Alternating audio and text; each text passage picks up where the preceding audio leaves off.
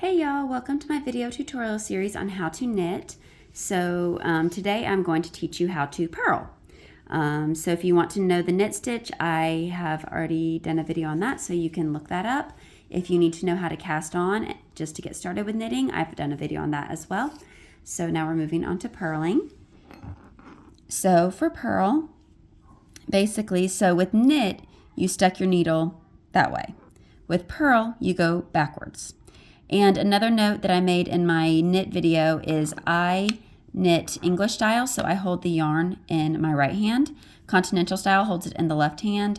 I've learned how to knit English style when I was a kid, and I've been knitting for 30 plus years, and that's just how I do it. So I like that way just because it gives my hands a break. I crochet as well, and when I crochet, I hold the yarn in my left hand. But it just kind of gives my hands a break to switch it up with which hand that I hold it in. So with knit, you did this. With purl, you start from, basically you want the needles to go, point tips to go the opposite direction. So you're going to put it in opposite, and then you're going to wrap it around. Try to hold this so that it'll wrap it around so it goes in between there. And then you're going to do the same thing like you did with knit, and you just pull it off. Let me try to get a little closer there. So you stick it in between so that it's facing opposite directions. And then you're going to wrap it around like that. And then you're going to pull it off. Try to do this real slow again. So stick it so it's opposite directions. Wrap it around the back to the front.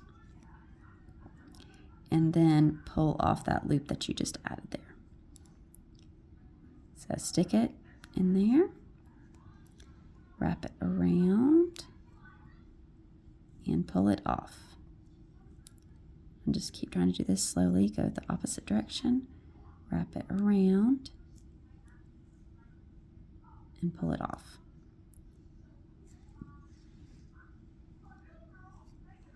And you want to kind of keep a hold of your yarn in like this hand. Like I just hold it with my last fingers here, because you want to kind of keep your tension pretty steady. It can take practice to do this. Also, I'm right-handed, and I'm teaching you the right-handed way. I've tried to teach several friends who are left-handed how to do it, and I basically had to sit across from them to do mirror image with that. But this is the right-handed way of doing this. And so then you have finished your row of purl. So I went off of what I was doing with my knit stitches before. And so if you alternate knit and purl, then that is a stockinette stitch, and so it does this nice little V pattern, which is what you typically see in knits when people talk about knitting. A lot of knit items have that. Now, if you just knit or just purl every single row back and forth, then you're going to end up with something like this, which is called stockinette, or not, sorry, that was stockinette stitch. This is garter stitch. Sorry, my brain is tired. So this is garter stitch, and so this is where you just knit every single row. Or if you purl every single row, it does the same thing. But basically, you're doing the same thing every row. With this one, with stockinette stitch, you alternate knit and purl, and it creates that nice little pattern. The back side is just a bunch of little bumps there. So that's what the different things look like. So that is it for today. Have a good day.